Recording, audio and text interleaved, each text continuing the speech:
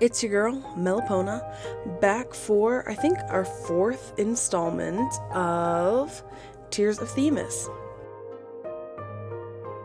So what I've done is I've leveled up my cards and I've been playing the dailies for about 4 days now, and they're invincible. I mean, literally no one can beat me at all, and I'm the best lawyer ever, and no one will ever beat me ever.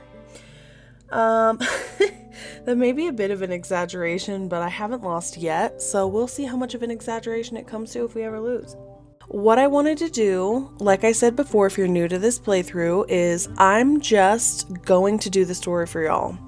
I am focusing primarily on the story episodic episodes and then also intimacy episodes where you progress through the storyline of the beaux, of the male suitors, if you will. The male counterparts, the male leads, there we go. And I am really liking the characters so far. I've got to say we've really only met two right now, and that is Artem Wing with the terrible name and Luke Pierce with the adorable frame. And Luke is an early frontrunner for me, but I am a sucker for the boy next door and also like the whole childhood crush trope, and they've really got that going on. So with that said, I'm just going to launch into the story, and hopefully we'll be able to learn more about the mystery of Grandpa Vern and what this means. So I believe we're on level 1-6. By the time Artem hangs up his call and walks out, the pantry is already empty. He picks up the exam review book left on the coffee table and skims through the advancement exam notes. The neat handwriting catches his eye. Finding a partner, ... Artem puts down the book and sends a voice message with his phone.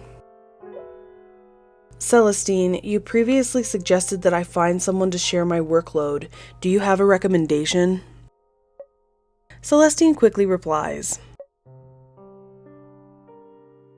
It depends on what kind of person you're looking for. If no one inside the firm meets your standards, I can look elsewhere. Artem frowns and thinks for a moment. I'm not asking for much. Someone with integrity and an indomitable spirit who doesn't submit to authority. Alright, I just gotta say that sounds a lot like me. In regards to abilities, someone who shows potential. They need not be like me. I need a mirror, not a clone. It's rare for Artem to send so many messages, yet there is no response. No one? Artem puts away his phone and is about to return to his office when Celestine responds. And that's not asking for too much? My thoughts exactly. At least this woman has, her head on straight, but I guess she's the head of the law firm, so if she didn't have her head on straight, it would be very weird that she got as far as she did, because I believe Celestine's only like mid-30s. Artem, get your head out of the clouds. You don't just find someone like that unless fate brings you two together. I don't even know what to say about that. Yeah, I guess it's true that fate, capital F, has a way of bringing you who you need, but at the same time, you're a lawyer and part of your job is recruiting, so I don't know. Listening to Celestine's tirade, Artem frowns again and sighs. His gaze lands upon the book on the coffee table. His slender fingers run along its spine. Fate brings us together. That's my Artem voice. Do you like it? It's super deep and very flat, because I read him as somebody who would just kind of put the lightest lilt in his voice without overdoing it, because he keeps even his emotion close to his chest. That's how I think it goes. And here is the most beautiful man in the world. You had followed Winnie to Penny's Comfort Foods and unexpectedly encountered Luke, a close friend you had not seen for 8 years. The private detective that Winnie was talking about, it's you, isn't it?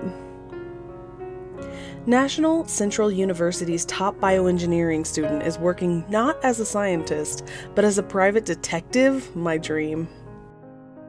Oh, look, he's blushing. Oh, what is it about this game that just knows exactly when to put that little bit of emotion in to just make the characters feel so real? Indeed, I know you're surprised, but becoming a detective was my childhood dream. I finally made it a reality. I'm at a loss for words. So, the lawyer that Winnie was looking for is you. Looks like you've made it into Stellus University's law school just like you wanted. You're too shocked to process what Luke is saying. Yep, it's her. To think that you two know each other. Winnie looks at you two. She doesn't seem to think further on the matter and doesn't ask any more questions. You know, Winnie is a great plot driver as a character because she just barrels through life. And hey, I get it. Grandpa Vern lives upstairs. He should be home right now. Let me check. Winnie knocks on the door while you hurriedly collect your thoughts and focus on the job at hand. However, Luke continues to look at you with a smile on his face, his gaze unwavering. How could you not fall in love with someone like this? Like, I'm asking. Stop staring at me already. It's been so long, but you haven't changed a bit. No way, it's been 8 years. Something has to be different. I'm at least a little taller. To me, you haven't changed at all. You've always been the girl I knew back then. I don't like the sound of that. Are you implying that I'm short and immature? No way. Just pulling your leg. While you're talking, the back door of the restaurant opens. An old man with gray hair and a sullen face opens the door. He must be Mr. Green. Winnie, I told you not to waste any more time on this. The Food Safety Bureau gave their report. There's nothing left to look into. Grandpa Vern, paying compensation is one thing, but letting them extort you is another. Look, these two are here to help us. Greetings, I'm... Seeing Vernon's expression, you hesitate to introduce yourself. He seems off. Start inspection. Alright, so... This is where I Sherlock Holmesy analyze what's going on with him. This is definitely an IV site. I've had way too many IVs to not know. A pinhole bruise looks like it was from an IV needle. For someone of his age, an incident this huge must be adversely affecting his health. I should avoid agitating him too much during questioning.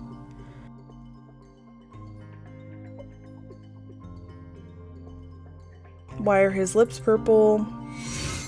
Because that's the way he was animated. No, heart problems. The purple tint to his lips likely indicates that he has a bad heart.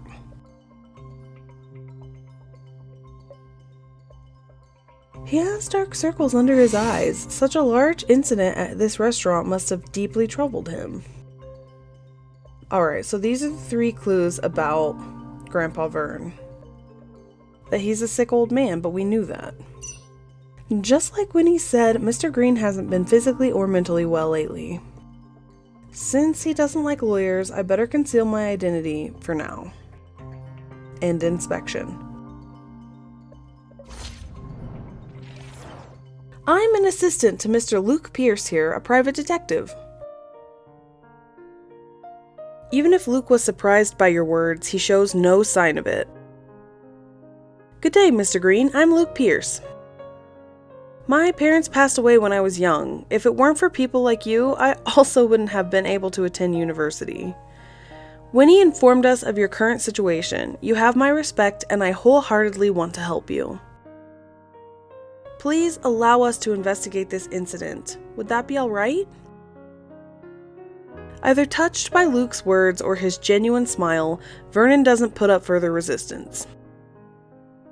Well, come in then. While following Vernon inside, you and Luke intentionally lag behind. Luke leans towards you, his warm breath tickling your ear. That was some skillful role-playing.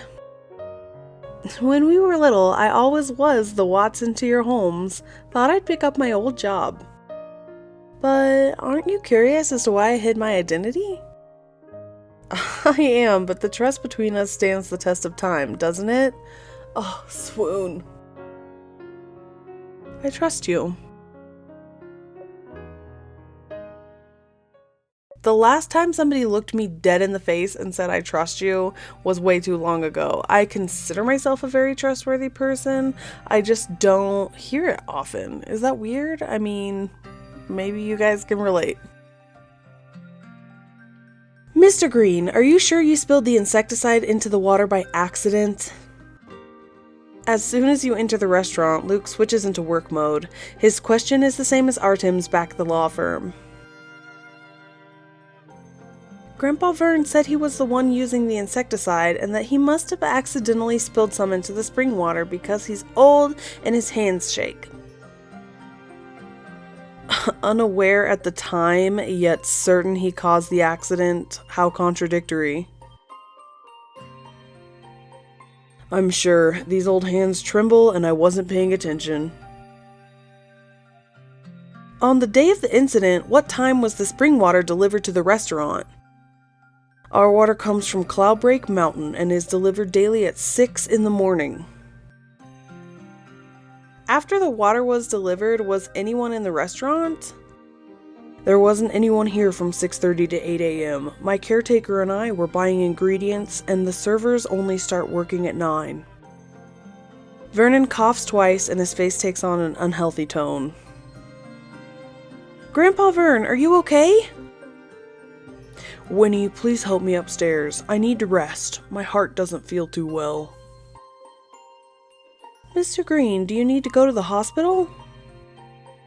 No need. It's a chronic illness. I'll be fine after some rest. Well, I mean, I have a chronic illness, and him saying that, like, really sucks because I don't know the last time I felt refreshed after a rest. And I've had chronic illness for like 3 years, so. The entire first floor is my restaurant. The computer there records our transactions and doesn't have a password. Feel free to look around. But it's been 2 weeks. The restaurant has been cleaned and all the ingredients were thrown away. I doubt you can find anything of use. Winnie escorts Vernon upstairs. After they leave, you speak to Luke in a quiet voice. Mr. Green's acting strange. Normally clients ask us to find new clues that'll turn the case around. Yet, he's the exact opposite. He even emphasized that there's nothing left to find. His response to your question was also fairly apathetic. My intuition says that he doesn't really want us snooping around. He's cooperating to avoid arousing suspicion. In addition, insecticide poisoning in and of itself is suspicious.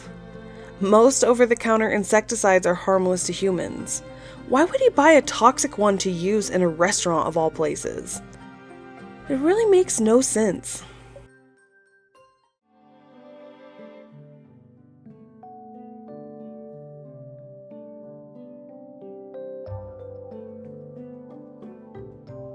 Luke suspects there's more to the insecticide poisonings. The fact that an insecticide toxic to humans was used in a restaurant is suspicious in and of itself.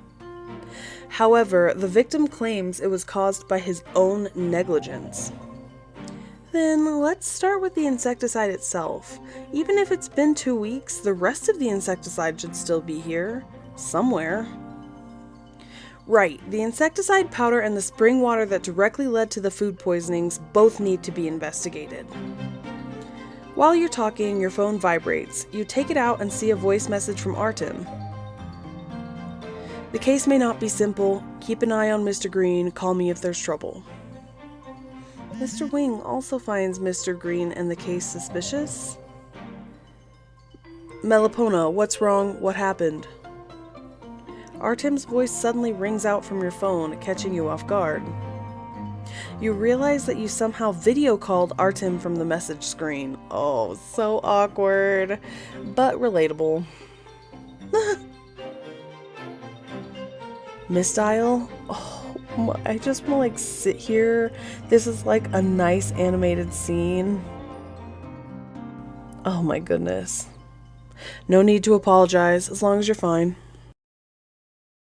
Did you intentionally leave your review book here? Best you did. It's heavy and would be inconvenient to carry. Don't worry about falling behind on your studies. I'll organize a review outline for you. No need for thanks. I'll leave it to you. Bye.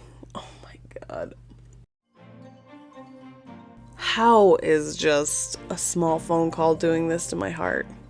Maybe I should accidentally dial more hot guys. Yep, filing that away in the good idea folder. After hanging up your call with Artem, you let out a long exhale. Was that your boss? You look panicked. Did he bully you? Not at all. Mr. Wing's a senior attorney at my law firm, and he's one of the best in the field. He's really strict, but he never treats anyone unfairly. Really? Of course. All right. No matter if it's work or life stuff, you can come to me if you need help with anything. I'm also pretty incredible, you know. Yeah, see, it's that like joking confidence that is like 100% supported by who he is that just gets me. It's what I'm really looking for in a dating sim. I know, Detective Luke Pierce the Incredible. Alright, start investigation. Okay, so there are 7 clues.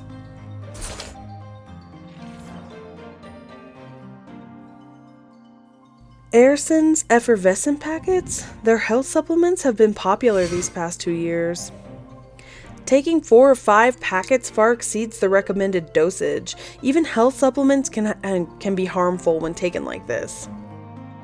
You and Luke reach for the packets at the same time and your hands touch. Scandal!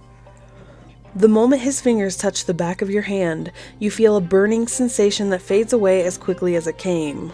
Ooh, is that like chemistry or like actual chemistry, like the science where he's burning you because he has some powder on his hands? I don't know. You freeze and stare at the back of your hand for a while, then turn to look at Luke. Even after all these years, we still think and act alike. Why do you think Mr. Green takes such a large dose of this supplement? Oh, Winnie said it's because of his heart. What happened with Luke? Just now he pulled back his hand as if he got electrocuted. You put these thoughts away and turn your attention back towards work. They probably work as a placebo for him. No faith in Airson, apparently. Or effervescence. Me neither. But if there are side effects, he's actually damaging his health. Alright, Airson effervescent packet obtained. Alright, let's see. Mr. Green must have put a lot of thought into this wine cabinet. It gives the restaurant a classy vibe. I can tell that it must have cost a fortune.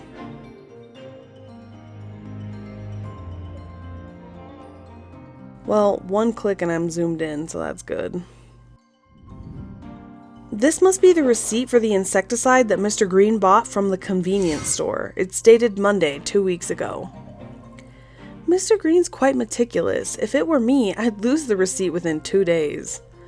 According to this, Mr. Green bought Bug Out. I recall that Bug Out's non-toxic to humans. You're right. It's a relatively safe insecticide that can be used in homes with children or pets. I remember you were scared of cockroaches when you were little. How about now? I learned that the word cockroach is what's called an eggcorn, which is a linguistic term for misunderstood parts of speech, and cockroach was misunderstood Spanish for la cucaracha. So people heard cucaracha, cucarach, cockroach, and so that's how cockroach became the term for these beetles. I'm gonna pretend you didn't ask that. Alright, obtained insecticide powder and receipt. Okay. Moving right along. This must be the dispenser for the spring water tank.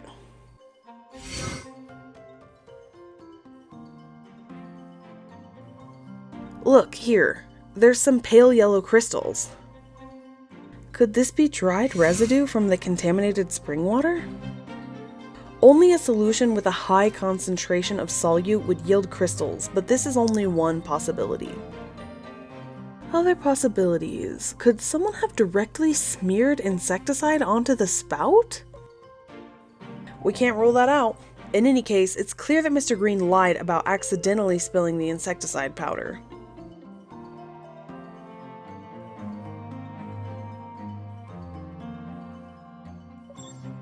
If we had magnetic powder, we could try to lift some fingerprints from the dispenser and see who used it. You mean this? Luke pulls out a bag of powder from one of the pockets on his jacket. Why do you have that with you? I'm a professional detective. How could I not? Luke is able to lift some fingerprints from the dispenser, but you aren't able to identify them just yet. Okay. Water dispenser obtained.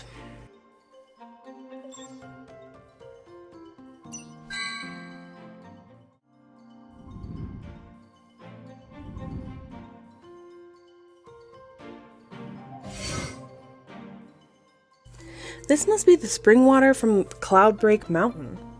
The manufacturing date's listed on the label.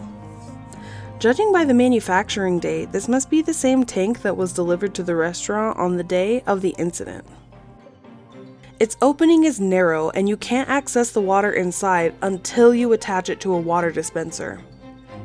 It's highly unlikely that insecticide could get in by accident.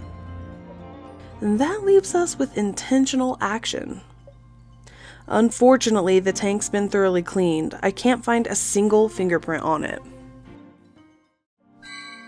Spring water tank obtained.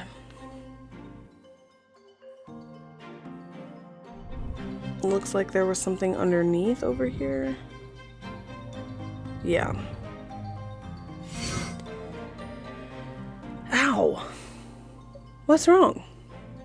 I scratched my hand. I saw what looked like a piece of paper under the cabinet, but my hand's too big. It got stuck. My big manly hands are just way too big to be going poking around underneath cabinetry. Sorry, I can't help it. I request the assistance of the great attorney's smaller hands. Please don't hurt yourself.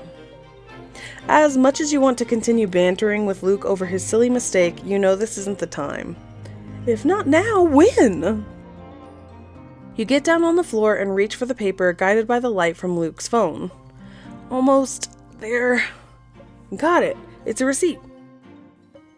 Insecticide 330 was purchased 2 weeks ago on Thursday.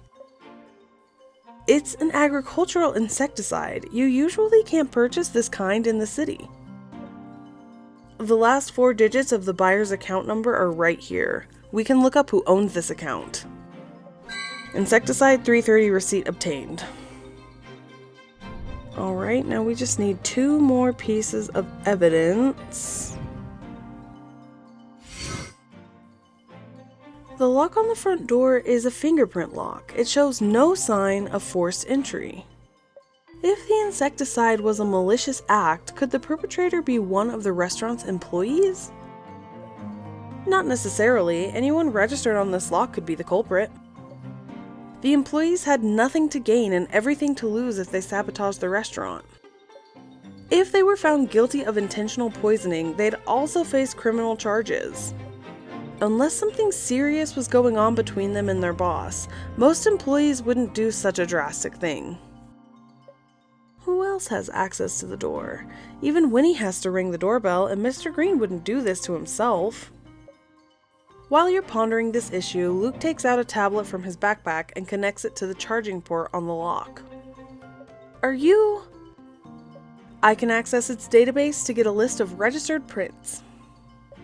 Smart locks fingerprint database obtained.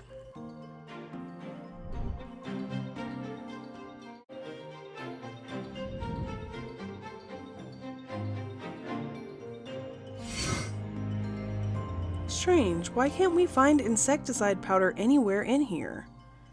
After applying insecticide, you generally don't clean it up because that would defeat the purpose of applying it in the first place.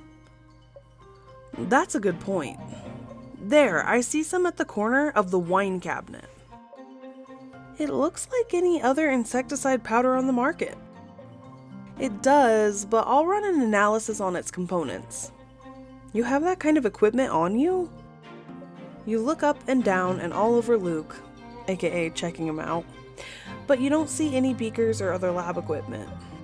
Quit looking at me like that. I don't need to conduct an experiment to test it.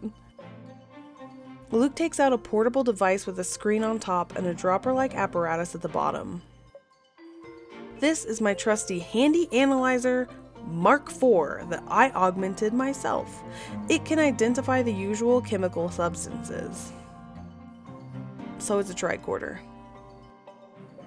Mark IV. So there were marks 1, 2, and 3? Guess you didn't study bioengineering that well at university. You guess wrong. I got my master's degree with flying colors. Also being really intelligent, especially like science intelligent, like bioengineering and biotech and stuff like that. I'm just swooning over Luke. You should just call this episode Melipona Swoons Over Luke Pierce we're at 30 minutes now, so great. Powder from the wine cabinet corner obtained. Alright, well that's all the clues. After a preliminary investigation, you and Luke compare notes on the evidence you've found. Luke had run a basic analysis on both the crystals found on the water dispenser and the powder along the edges of the wine cabinet. The fingerprints lifted from the water dispenser were also compared to the ones stored in the smart lock on the front door. On top of that, you had also found fingerprints on the receipt for insecticide 330. Having only studied the liberal arts, you don't understand the code and molecular diagrams on Luke's tablet screen. The wound on the back of his hand now looks redder and more swollen. Let me take a look at the cut on your hand. Once Luke finishes up his work, you remove an alcohol wipe from your purse. A cut? Where? Luke follows your gaze to the back of his hand, and then smiles like it's nothing. It's fine, I actually forgot about it. It's not fine, the bottom of that cabinet was probably never cleaned. What if your cut gets infected? Okay, being a little worrywart, you just want to touch Luke again and see if there's that weird fire, electric, chemistry buzz. Not accepting his refusal, you grab his hand and gently clean his wound with your alcohol wipe. No mention of more shocking or anything, so maybe that's good, maybe that's bad, not sure. It'll sting, bear with me for a bit. You're lucky that I always bring alcohol wipes with me when doing on-site work in case I need to disinfect something. The truth of the matter is, though, a detective would also be carrying alcohol or alcohol wipes in case something on their equipment gets damaged or dirtied in a way that they need to see it. So he probably has some too, MC. Luke hasn't said anything for a while, so you look up at him. A faint blush decorates his cheeks, accentuating the shine of his coral eyes. I'll remember that. I'll be careful in the future so I don't worry you. Your words better be as good as gold, Detective Pierce. You laugh, causing Luke to blush even harder. I wish my laugh had that effect on people. He clears his throat in a forced manner and quickly changes the subject. Anyway, the preliminary results show that something's not adding up with the fingerprints in an insecticide powder. End investigation. So, we learned that the preliminary results did not have anything to do with anything, and at the end of the day, we only have suspicions because we don't have enough information to collate it into any meaningful form of accusation. So while we have made progress on the investigation, we're still right past the preliminary stage. So I think that's a good place to stop this for now. I will play a couple of more episodes, and hopefully we'll be able to get to the trial within the next 1 or 2 videos. Not that I want to speed through them or anything, just that I'm really loving the story. I'm interested to see what's next, and as I said at the very beginning of this, I did play through these stories, but I didn't take them in. I just wanted to be able to have a preliminary preparation for it. So I feel like I'm learning a lot replaying them because maybe I just kind of skip things. So as always, it's your favorite dating sim YouTuber, Melipona, here signing off from episode 4 for Tears of Themis. So make sure to subscribe, hit that bell, all that wonderful noise that helps channels like mine grow. And as always, this is the end.